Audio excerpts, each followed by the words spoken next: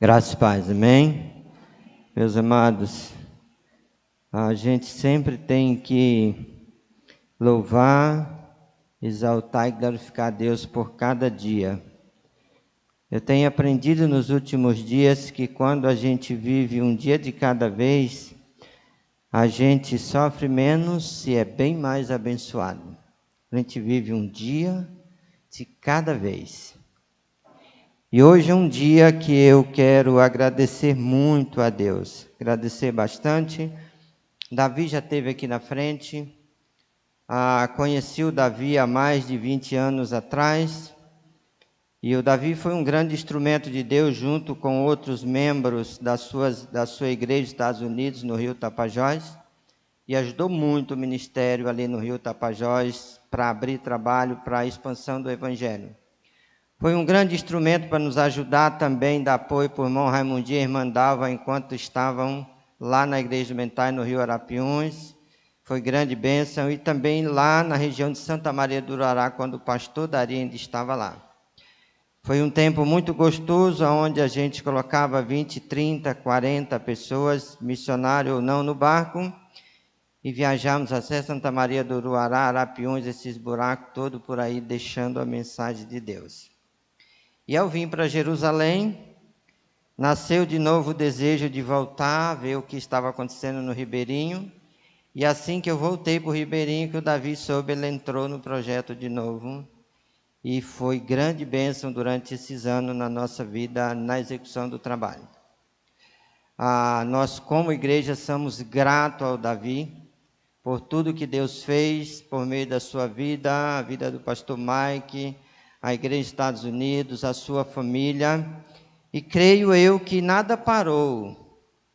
Deus vai continuar trabalhando da forma dele e do jeito dele. Vou contar uma coisa só para vocês.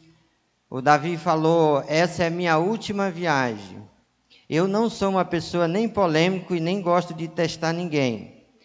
Mas, para saber se ele não voltava mais no Brasil, eu vesti uma camisa, que essa camisa é de um estado, oposição do estado dele. Ele disse, não gostei, Donizete, você tem que vestir uma camisa do meu estado, então volte nos Estados Unidos, compre a camisa e traga no Brasil, e eu vestirei. Então vou ficar aguardando o Davi voltar, trazendo a camisa lá do estado dele, e eu sei que o Davi vai voltar. Eu sei que, como igreja, precisamos orar muito por ele, pelo pastor Mike, pela igreja. É um grande desafio.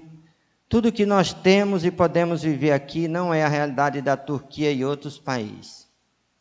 Então lá é bem mais carente e é bem mais necessário e é bem mais urgente deixar o Evangelho. E eu estou muito feliz porque o Davi está abraçando essa causa e está se entregando. E se você desejar conhecer a Turquia, fazer parte do desafio do Davi, entre em contato com o pastor Adriano, entre em contato com o Davi, e se não quiser ir sozinho, me leva e eu vou com você conhecer todo esse projeto lá, tá bom? Mas Davi, Deus te abençoe grandemente nessa nova jornada, e você nunca deixará de fazer parte da Nova Jerusalém, nem das nossas vidas, e nós vamos esperar o tempo certo que você vai voltar aqui no Brasil para a gente matar a saudade e continuar levando o Evangelho. E eu quero agradecer, irmãos, hoje nós temos a irmã Mercê e a irmã Rose, que vieram lá da congregação, lá do Rio Arapiuns, lá do Tucumã, a primeira vila que a gente passou, e elas estão aqui conosco hoje, cultuando ao Senhor, e Deus os abençoe grandemente. Como também ao Davi e também a filha do irmão Dorenils, Deus te abençoe grandemente. Já falei para ela que a Jerusalém aguarda, não a vinda, mas a vida dela realmente como parte da Nova Jerusalém. E também os familiares do irmão Alexandre, que hoje vieram em número maior, que Deus os abençoe grandemente. E também do irmão Odilson, o casal que vieram com ele hoje. Que Deus os abençoe grandemente, volte sempre, que Deus esteja dando a vocês sempre aquilo que será necessário. E a toda a igreja do Senhor. Eu não sei se você lembra o que o Davi falou. E também eu não sei se você lembra, quem estava aqui domingo passado, o que foi, nem o texto e o tema da mensagem de domingo passado. Mas como eu estou de férias, eu tenho tido um privilégio que vocês não têm. Esse é o privilégio de dormir até mais tarde, e estudar mais, e ler mais, e pensar mais. E hoje, se tem uma coisa que me incomoda, mas me incomoda de verdade, não é porque a igreja não existe, mas o que me incomoda de verdade é o que na verdade é ser igreja, para a maioria dos grupos que denomina-se igreja, e para as pessoas que dizem fazer parte da igreja. Não responda para mim, mas pense para você. O que é ser igreja? Porque nós caímos numa realidade que ela é muito dolorosa. Parece que igreja virou apenas instituição, organização, grupos denominacionais. Mas o ser igreja, biblicamente, não requer apenas uma instituição, requer vida. E não é vida para agradar homem, não é vida para satisfazer homem. Há uma coisa que eu gosto de me perguntar, e tenho me perguntado todos estes dias sobre isso, qual o seu objetivo primário em tudo que você faz durante cada dia da sua vida?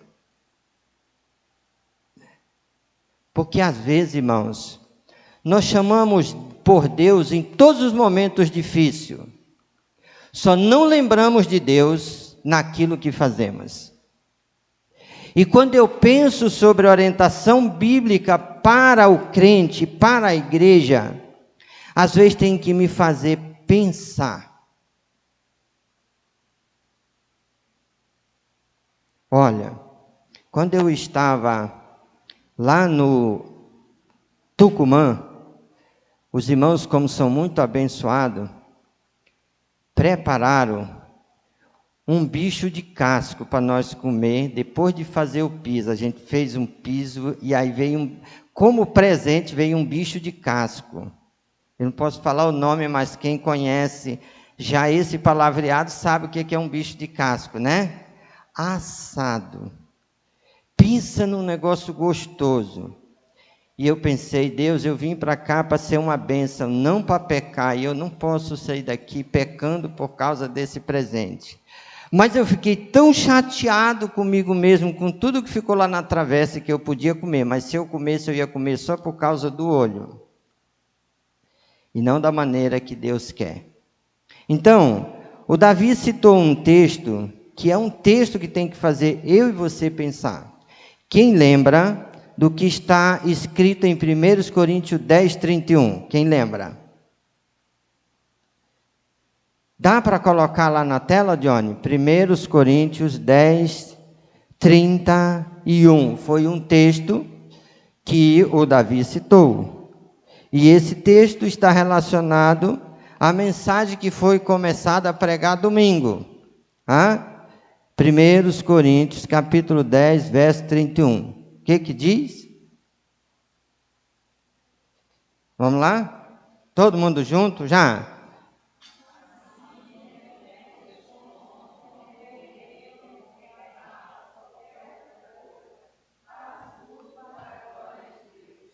Resumindo isso tudo, a minha vida em todas as coisas que eu realizo tem que ter qual objetivo primário? A glória de Deus. Agora, olha para mim e responda para Deus. Você tem feito todas as coisas para a glória de Deus? Tem comido para a glória de Deus? Tem bebido para a glória de Deus? Tem feito todas as outras coisas com o alvo de glorificar a Deus? Porque na maioria das vezes, irmãos, Nós fazemos as coisas aleatoriamente. O nosso alvo não é que Deus seja glorificado, é que nós, ou que a nossa carne, ou que o nosso anseio seja satisfeito. Eu tenho dito que quando o texto diz quer comais, quer bebais, ou faça qualquer outra coisa, faça para a glória de Deus. Parece que comer não leva a gente, ou não ocasiona a gente pecar. Mas a própria Bíblia diz que a comida foi feita para o quê? Para o estômago. Você já pensou o tamanho do seu estômago? Quem aqui já comeu a ponto de ficar eufórico, quase tomando remédio para suportar a situação? Alguém já fez isso aqui alguma vez na vida? A gente olha para aquela mesa, né? E diz, tem 30 itens naquela mesa. E diz, meu amigo, é só hoje no café da manhã, segunda-feira, isso aqui não tem, é só domingo. Então eu faço o quê? Levo no eito. Aí quando é amanhã, nem amanhã, meu amigo, chega em casa, deita na cama, o colchão fica ruim, o sono sobe, dá aquele embrulho, o negócio vai, aí remédio. Mas será que a gente pergunta se isso é certo ou errado?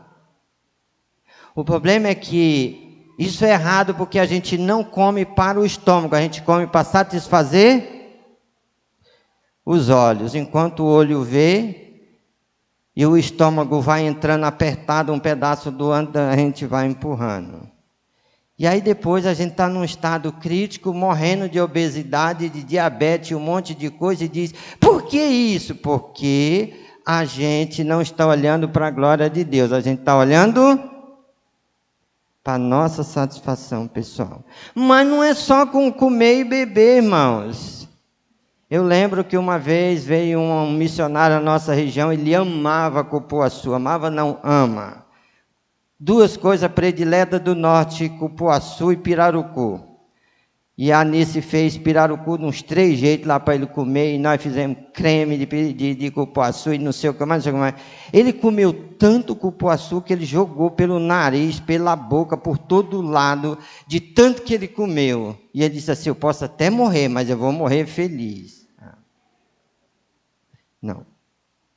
A gente precisa pensar que a igreja, irmãos, não é uma instituição humana, nem para satisfação humana, nem para realização humana. A igreja é uma instituição divina. É uma instituição que foi transformada, que foi mudada, que foi purificada, que foi transformada. Quantos estavam aqui domingo passado? Quem lembra o texto de domingo passado? Eu sei que é mais complexo, né? Mas nunca esqueça disso. Nós começamos a mensagem falando sobre Efésios capítulo 1, do verso 1 até o verso 14. E dentro desse texto, a gente pode entender claramente que a igreja, ela é abençoada com todas as sortes de bênção espirituais nas regiões celestiais em Cristo. Abre a sua Bíblia, Efésios capítulo 1, e a gente vai ler novamente o texto. Não vou discorrer sobre tudo o que eu falei domingo passado, mas eu quero apenas tocar num ponto, que foi o último ponto que o Davi falou aqui, que ele gostaria de deixar uma mensagem. Efésios capítulo 1, sentado como você está, diz assim o texto da palavra do Senhor, do verso 1 ao verso 14. Paulo, apóstolo de Cristo Jesus pela vontade de Deus, aos santos que vivem em Éfeso e são fiéis em Cristo Jesus. Que a graça e a paz de Deus, nosso Pai, e do Senhor Jesus Cristo esteja com vocês. Bendito seja o Deus e Pai do nosso Senhor Jesus Cristo, que nos abençoou com todas as bênçãos espirituais nas regiões celestiais em Cristo.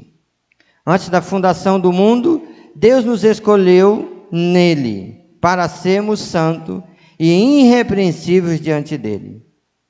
em amor, nos predestinou para Ele, para sermos adotados como seus filhos, por meio de Jesus Cristo, segundo o propósito da sua graça, da sua vontade, para louvor da glória de sua graça, que Ele nos concedeu gratuitamente no amado. Nele temos a redenção pelo seu sangue, e a remissão dos pecados, segundo a riqueza da sua graça, que Deus derramou abundantemente sobre nós em toda a sabedoria e entendimento.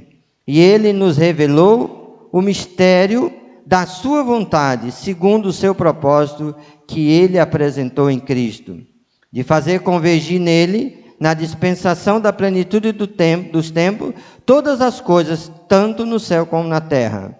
Em Cristo fomos também feitos herança, predestinados segundo o propósito daquele que faz todas as coisas conforme o conselho da sua vontade, a fim de sermos para louvor da sua glória, nós os que de antemão esperamos em Cristo.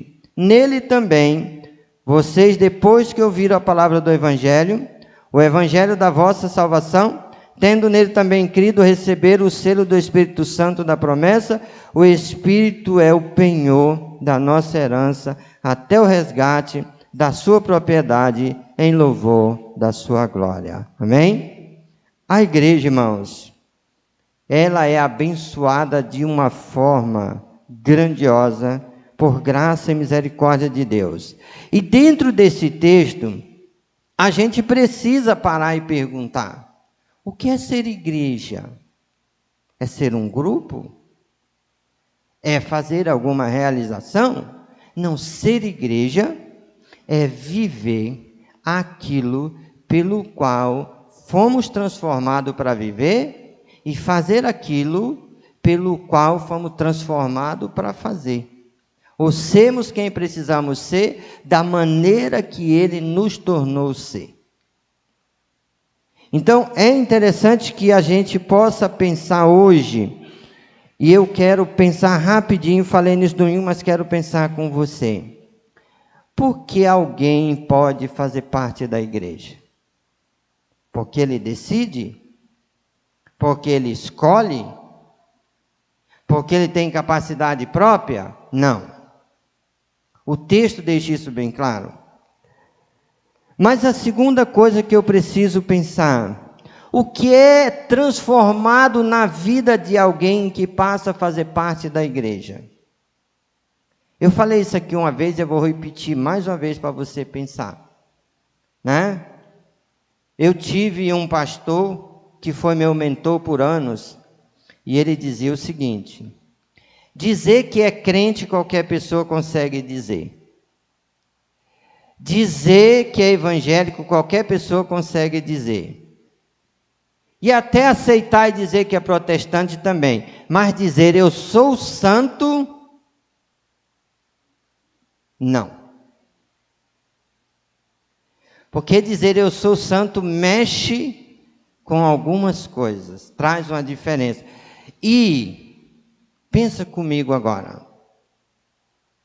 Levante a mão, só aqueles que já se consideram que é santo. Ó. Pensa, se você não é santo ainda, você não faz parte da igreja.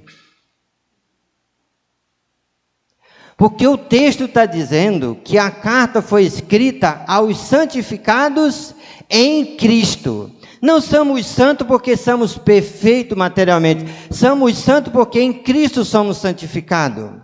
Ninguém é salvo porque merece a salvação. Somos salvos porque Cristo, na sua perfeição, morreu para nos dar a salvação. Paulo deixa isso claro, que a salvação é graça de Deus, não vem das obras para que ninguém se glorie. É dom de Deus.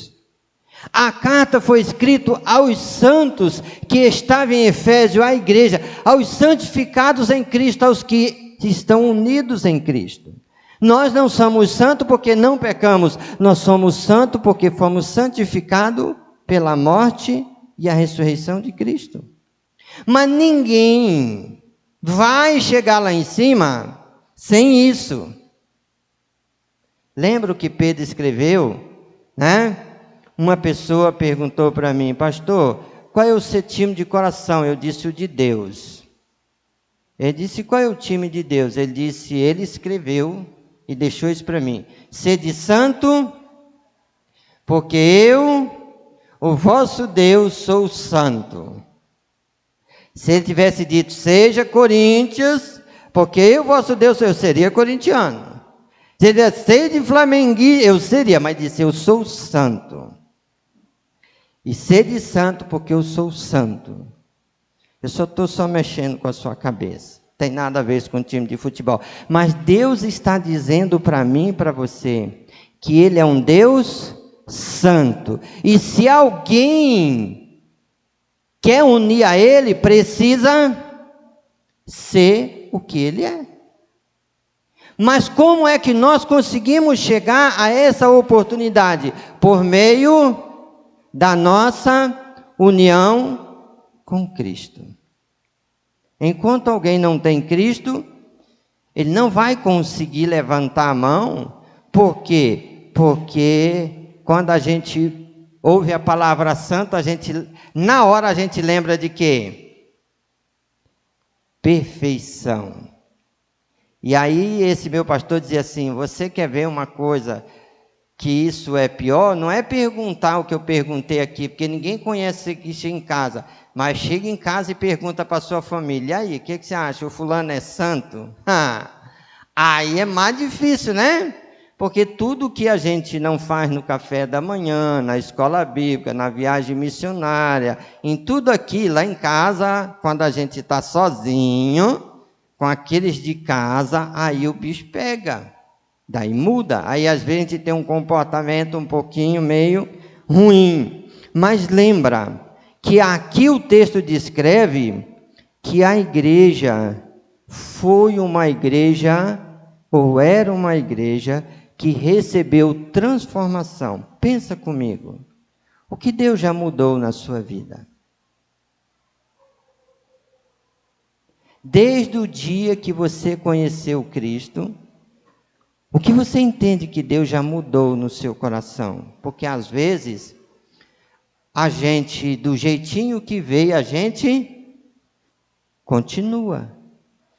Eu tive uma irmã, que era uma ovelha de uma igreja que eu pastorei, que ela dizia assim, pastor, eu sei que eu estou errada, mas a minha mãe não queimou a minha língua com papa, por isso que eu falo mesmo. Eu disse, mas deixa eu fazer uma coisa para a senhora, não era melhor ter a língua queimada com papa, pela mamãe, e não pecar tanto do que abrir a boca e pecar? Ela disse, eu sei, mas eu não me controlo. Então se submeta a Deus para você se controlar. Por quê? Porque as coisas têm que ser faladas e tem. A Bíblia diz, se fala e não te cala. Mas é com relação a levar a mensagem do Evangelho. Né? Então, eu preciso lembrar junto com você, por que se pode haver mudança na minha e na sua vida? Porque o texto deixa bem claro que por meio de Cristo, olha aí comigo, por meio de Cristo, no versículo 7, ele diz o seguinte, olha, no capítulo 1, versículo 7 diz o seguinte, nele temos a redenção pelo seu sangue, a remissão dos pecados, segundo a riqueza da sua graça, que Deus derramou abundantemente sobre nós. Mas, no final do texto, no versículo 14, ou versículo 13 e 14, diz, nele também, vocês, depois que ouviram a palavra da verdade, o evangelho da salvação, tendo nele também crido, receberam o selo do Espírito Santo da promessa. O Espírito é o penhor da nossa herança, até o resgate da sua propriedade, em louvor da sua glória. Em outras palavras, ninguém chega a Cristo sem ser redimido, sem ser perdoado, sem ter os pecados cancelados e apagados.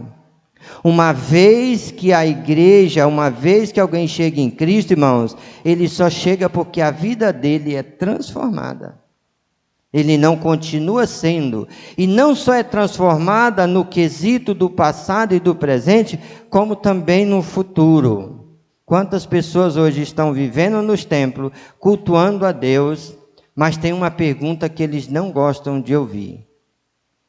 Por que você acha que agora na pandemia o negócio, quando ela pesou, o negócio ficou pesado? É porque tem algumas perguntas que a gente não faz. Mas deixa eu fazer uma pergunta para você. Quantos aqui creem que Jesus vai voltar? Amém? Você sabe o dia? Sabe a hora? E quem que Jesus vai levar quando ele voltar? Todo mundo? Agora, olhe para mim e responda para Deus. Se Jesus voltar agora, ele leva você? Você está incluso? Porque se você não tiver, você tem que pensar. Porque ele diz que nem o dia e a hora, ninguém sabe. O dia e a hora será parecido como um relâmpago. A gente sabe que vai relampear? A gente diz, já relampeou. Vai haver oportunidade para haver alguma mudança para ser levado por Cristo? Não. A oportunidade que o homem tem de transformação de vida é enquanto ele está aqui, antes de Cristo chegar. Então lembra de uma coisa, que ser igreja requer que o nosso passado seja tratado, o nosso presente seja um presente que glorifique a Deus, para que o nosso futuro seja sempre na presença de Deus. Então, se eu preciso fazer todas as coisas para a glória de Deus, eu preciso perguntar, como é que alguém vive para a glória de Deus? Por meio de quê? Porque às vezes, nós estamos fazendo coisas, nós estamos vivendo coisas. Eu digo que como igreja, a gente até cria o que a gente quer fazer para agradar a Deus. Mas o próprio Deus, biblicamente, já descreveu o que a gente precisa fazer, né? Ou o que a gente precisa ter. Abra a sua Bíblia comigo em 2 Coríntios, capítulo 3, da segunda carta de Paulo aos Coríntios, capítulo 3, versículo 18. Ele diz o seguinte, 2 Coríntios 3, 18. E todos nós, com o rosto descoberto, contemplamos a glória do Senhor, somos transformados de glória em glória, na sua própria imagem, como pelo Senhor, que é o Espírito. Em outras palavras, irmãos, quando Paulo está falando com a igreja, quando Paulo está tratando o assunto de aliança com Deus, ele está dizendo que a gente não precisa só nascer em Cristo. Lembra o que está em 2 Coríntios 5,17? Quem lembra o que está em Coríntios 5,17? Vamos fazer um coro sem a tela agora. Junto. 2 Coríntios 5,17. O que diz? Se é que alguém está em Cristo, nova criatura é, as coisas velhas se passaram, eis que tudo se fez novo. A gente não só precisa nascer de novo, a gente precisa crescer em Cristo. A gente precisa lembrar que nós precisamos crescer de glória em glória. Assim como alguém abre uma empresa e todo ano ele para, no final do ano ou no começo do ano, fecha para fazer um balanço para saber o que aconteceu com a empresa. Se ela cresceu, se ela está crescendo, se ela estagnou ou se ela perdeu, ou se ela diminuiu. A nossa vida como crente em Cristo Jesus, a gente precisa também, de vez em quando, parar e perguntar: eu cresci em quê? Pense comigo agora, como crente em Cristo Jesus, com quem de verdade a gente precisa cada dia ser mais parecido? Eu vou repetir para vocês o que eu já disse aqui uma vez. Tinha uma pessoa que, vocês lembram logo quando saiu aqueles cortes de cabelo para os homens, que cortava de um lado e do outro, e fazia assim um negócio no meio, um pintar de amarelo, branco, de toda a cor, chamava, acho que era moicano, né? Aquele negócio assim, aquele negócio bonito assim, espetado assim. Aí um jovem disse para mim assim: pastor, crente pode fazer a moicano? Eu digo, pode. Ele disse, pode mesmo? Eu disse, pode. Ele disse, mas não é pecado? Eu disse, é. Ele disse, como é que o senhor está dizendo que pode? A Bíblia diz que, Paulo diz, posso tudo. Ou ele diz, todas as coisas me são lícitas. Ele disse, mas nem todas as coisas me convêm. Por Deus você pode matar, roubar, prostituir, adorar. Convém fazer? Não. Aí eu disse para ele o seguinte: você serve a quem? Ele disse, a Cristo. E você segue a quem? A Cristo. Eu disse, então, o seu exemplo é quem? É Cristo. Você acha que Cristo um dia fez moicano? Ele disse, pastor, não fala um negócio desse não, isso é muito duro de ouvir. Pois é, o meu exemplo é Cristo. O meu exemplo não é quem faz A, quem faz B, quem cria A, quem cria B, quem se comporta daquele jeito, quem se comporta daquele... O meu exemplo é Cristo. Eu preciso crescer em Cristo. Olha o que diz o texto mais uma vez, lembra comigo, verso 18 do capítulo 3, 2 Coríntios. E todos nós, com o rosto descoberto, contemplando a glória do Senhor, somos transformados de glória em glória, na sua própria imagem, como pelo Senhor que é o Espírito. Eu preciso cada dia me perguntar, a que ponto eu estou me aproximando mais de Cristo, em tudo o que eu sou e em tudo o que eu faço. Porque tudo que Deus fez para quem? E para quê? Fez alguma coisa para Ele e por Ele? Não. Isso é nítido, irmãos. Então, às vezes, irmãos, a gente até entende fazer parte da família de Deus, como igreja, e a gente esquece que Ele quer que a gente prossiga crescendo na maturidade espiritual como filho. A gente precisa nascer como filho, como o texto de Efésios diz que todos nós fomos transformados em filhos, adotados ou recebidos como filhos, mas a gente precisa crescer nessa identidade de filho de Deus com Deus, querer ser mais parecido. Por isso eu me pergunto, e vou voltar a repetir, será que tudo o que eu falo, tudo o que eu sou, da maneira que eu me comporto, em tudo que eu me comporto, será que eu estou preocupado que Deus seja glorificado? Ou que isso glorifique a Deus? Será que todo mundo que convive comigo, que olha para mim, entende que a minha vida é uma vida cada dia mais parecida com Cristo? Ou eu sou apenas alguém que religiosamente tem prática esporádica? Não, a gente precisa lembrar. Então, a primeira coisa que eu preciso e você precisa, querendo ou não, a maturidade espiritual, ela nos torna cada dia mais parecido com Cristo, no jeito de agir, no jeito de sentir.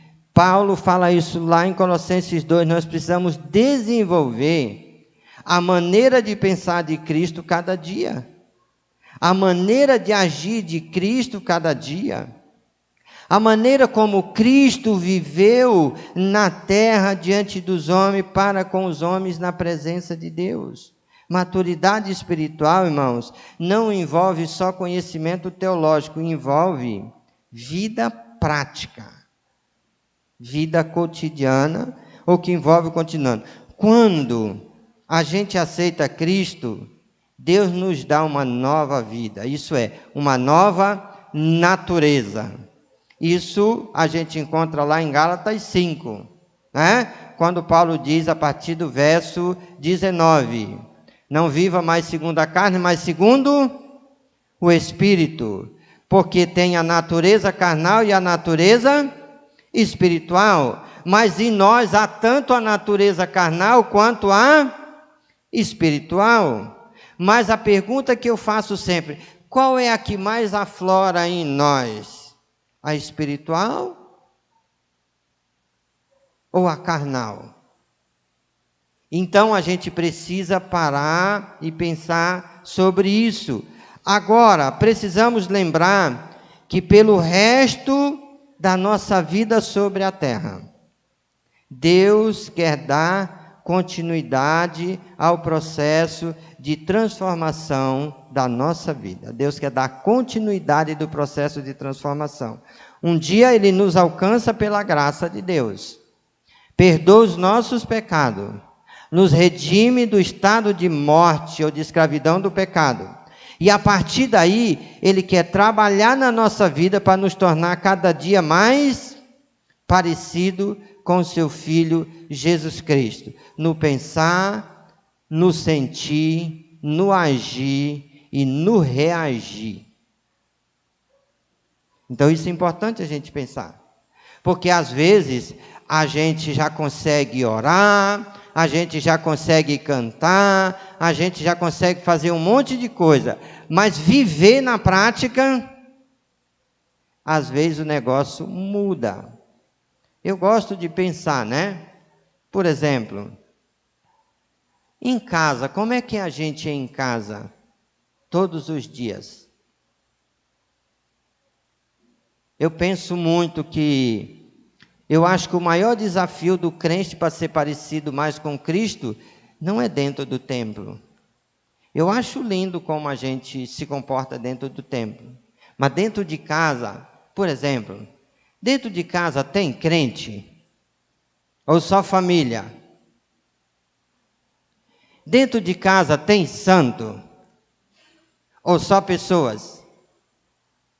Então, por exemplo, lá em casa, eu tenho a minha esposa, Maria Juvenice, e mora comigo ainda 2 dos filhos, Jacques e a Gessiane, e eu tenho os outros, né, que moram lá no bairro da Alvorada, e os netos. Só que o meu comportamento com eles é só comportamento de pai com filho, de avô com neto e de marido com esposa.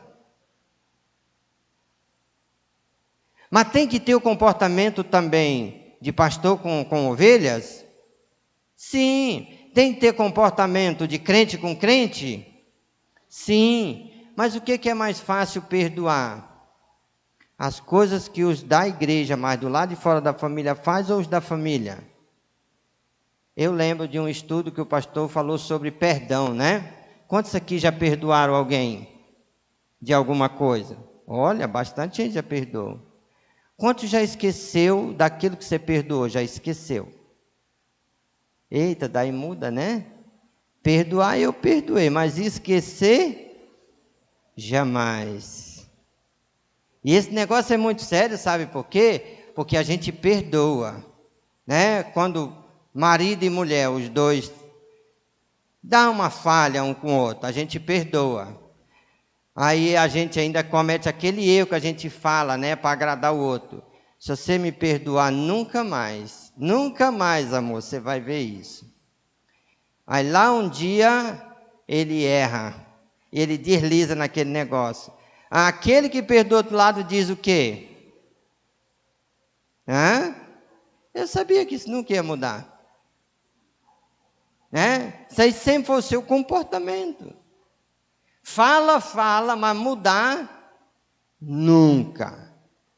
Então, deixa eu te dar um conselho. Quando tu pedir perdão para alguém, não caia na asneira de dizer, nunca mais eu faço. Quantos aqui já pecaram uma vez, ficou chateado porque pecou aquele tipo de pecado e depois pecou de novo, o mesmo pecado? Só eu.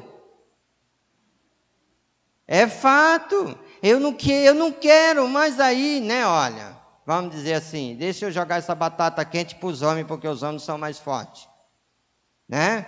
A esposa diz para ele, amor, hoje é teu dia de me ajudar na faxina da casa, lá vai vasilha. Aí ele vai, mas ele vai assim, aquela cara daquele tamanho assim, chateado para danar, e ele faz, né? Mas dali já sai um atrito, né?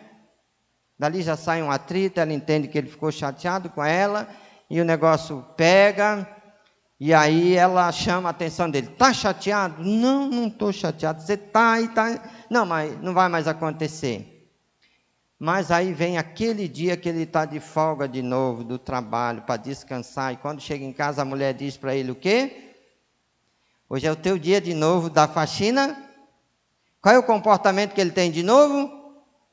O mesminho. Infelizmente, irmãos.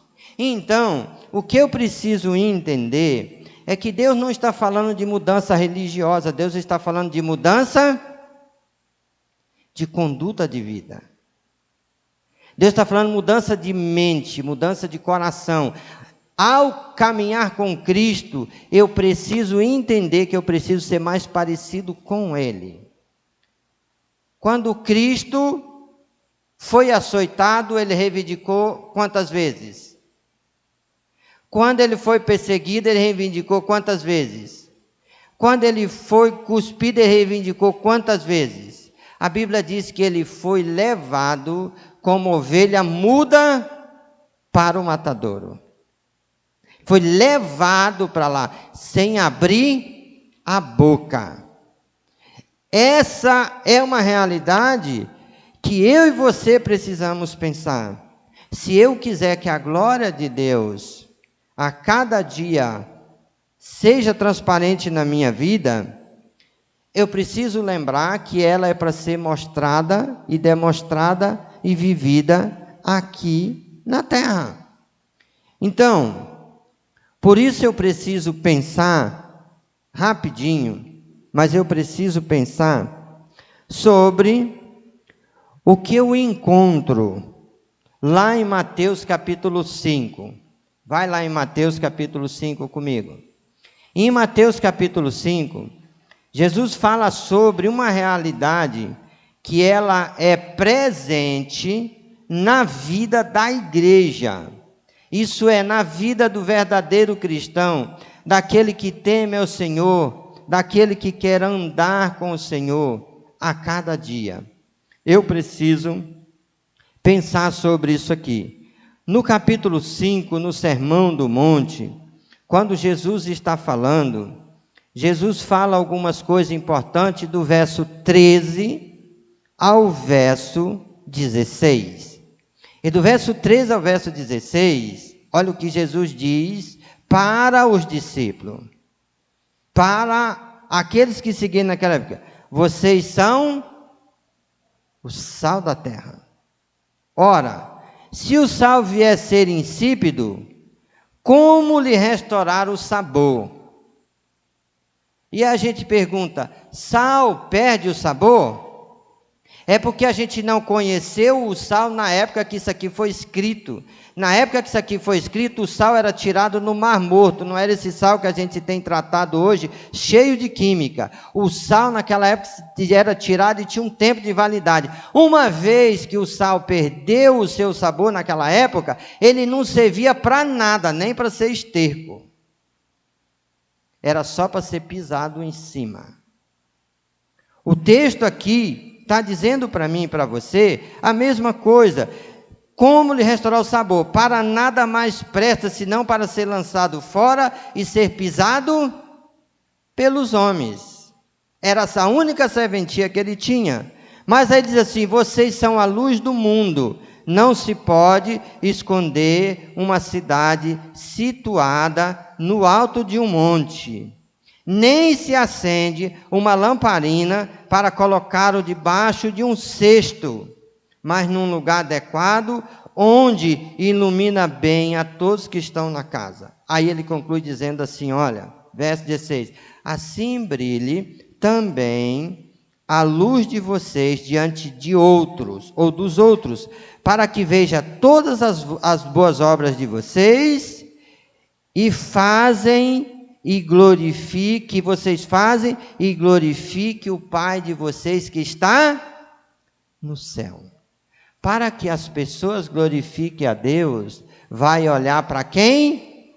Para a igreja, para mim e para você. O que eu e você vive hoje na frente das pessoas, ou leva as pessoas a glorificarem a Deus, ou cada dia ficarem mais distantes de Deus. O cristão, ele foi transformado para ser sal, para ser luz, para ter uma vida, que essa vida traga brilho aos outros, de forma que os outros olhem e glorifiquem a Deus. Por isso eu e você precisamos pensar, o que eu faço, o que você faz, o que nós vivemos na frente dos outros, faz com que os outros glorifiquem a Deus? O que eu pratico, o que você pratica, conduz as pessoas a darem glória a Deus pela nossa vida? Será que as pessoas olham para nós e dizem, olha, realmente, o que Deus fala é verdade, porque conheci Ele, ou eu conheci ela. E quando Deus começou a fazer parte da vida deles, a vida deles se tornou uma outra realidade de vida. Ou as pessoas estão olhando para nós e dizendo, tem um belo discurso, mas na prática não tem nada. Por isso, o primeiro ponto, se eu quero viver para a glória de Deus, eu preciso ter como objetivo principal ou primário, crescer em Cristo cada dia, crescer na vida, na maturidade cristã e se tornar cada dia um pouquinho mais parecido com Cristo. Qual tem sido o seu alvo diante de Deus principal? Por isso quero, nessa noite, orar, mas quero falar para você. Ainda tenho 4 coisas para falar sobre isso, mas não é hoje não, pode ficar tranquilo. Também não é domingo não, tá? Porque domingo é o Jones que estará pregando. Eu preguei domingo passado por uma realidade que aconteceu, e preguei hoje também por outra realidade que aconteceu. O pregador de domingo passado, infelizmente, foi acometido de Covid, não pôde vir para o templo, e aí eu preguei. E o pregador que pregaria hoje teve problema de infecção na garganta, ficou com medo de falhar aqui na frente, dar um vexame, e disse, pastor, me socorre. Então vim socorrê-lo por amor a Cristo e por amor a Ele, porque eu quero que Ele cresça cada dia. Domingo, o Johnny é responsável por deixar a mensagem de Deus, e assim a gente continuaremos. Mas quero convidar você nesse momento a se colocar de pé. Nós vamos orar. E eu quero que você pense nesse primeiro ponto da mensagem. Assim que eu voltar, eu quero concluir essa mensagem com os outros 4 pontos que faltam. O que Deus já mudou na sua vida? O que Deus tem mudado na sua vida? Olhando para Deus, não para mim, pensando em Deus, que conhece o seu coração e a sua alma. De que forma Deus vê você mais parecido com Jesus Cristo? De que forma Deus vê você buscando cada dia um passo a mais para viver a vontade dEle, crescendo em Cristo Jesus, por Ele ter salvado você? E eu quero que durante a semana você ore sobre isso, não só por você, mas ore por toda a Igreja Batista Nova Jerusalém, tanto aqui quanto no Anumã e no Tucumã. Ore por todas as pessoas que têm cultuado a Deus conosco, para que junto nós possamos cada dia avançar um pouquinho mais no sentido de sermos mais parecidos com Cristo, não só falando, mas em ação, vivendo dia após dia. Amém? Pai, nesse momento nós agradecemos ao Senhor pelo privilégio de cultuar ao Senhor. Agradecemos ao Senhor porque o Senhor não só pensou em nós, mas o Senhor agiu em nosso favor. Antes da fundação do mundo, antes que existíssemos, que conhecêssemos ao Senhor, o Senhor nos escolheu. O Senhor criou o desejo da nossa salvação. E o Senhor enviou Cristo para concretizar essa salvação. Obrigado porque mesmo sendo pecadores imperfeitos, em Cristo Jesus nós podemos ser santificados na Tua presença, Pai. Porque por Ele podemos ser perdoados, sermos redimidos, sermos lavados com o Seu sangue. E assim podemos desfrutar da Tua presença. Toma nas Tuas mãos a nossa vida como igreja do Senhor, Pai. Tanto aqueles que estão aqui no santuário, quanto aqueles que estão em casa, assistindo o culto conosco, e aqueles que ainda irão assistir esse culto e ouvir essa mensagem. Deus, abre o nosso entendimento cada dia, abre o nosso coração para ser receptivo à Tua palavra e à Tua vontade, para que possamos concordar com o Senhor cada dia e sermos despertos para que tudo aquilo que nós fizemos, seja comer, seja beber, seja vestir, seja qualquer outra coisa que fizemos, tudo isso exalte, glorifique e louve o Teu nome. Toma esta igreja nas Tuas mãos, Pai. Cresça essa igreja cada dia. Cresça a Tua igreja, cresça o Teu povo cada dia em Cristo Jesus. Se nessa noite há alguém que está conosco, que até agora ainda não prova das bênçãos espirituais do Senhor, Deus toca no seu coração por meio do Teu Espírito Santo. Leva ele em um encontro com o Senhor, a crer no Senhor, para ser perdoado, para ser purificado, para ser redimido, para receber o Espírito Santo, que é a garantia do nosso resgate para a glória do Teu nome. Deus abençoa todos que estão presentes nessa noite. Abençoa a semana da Sua igreja. Abençoa os dias que se seguem de cada um. Abençoa o retorno do Davi para os Estados Unidos. E abençoa, ó Deus, todo o processo da igreja aqui em Santarém, lá no Tucumã e lá no Anumã. Que em tudo o Teu nome seja honrado, que em tudo o Teu nome seja exaltado e seja glorificado. Nós oramos e agradecemos ao Senhor em nome de Jesus. Amém.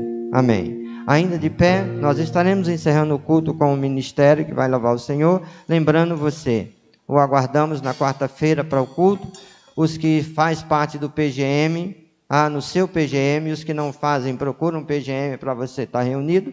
E domingo e sábado na EBF, e domingo na EBF, café da manhã e o culto. Deus abençoe.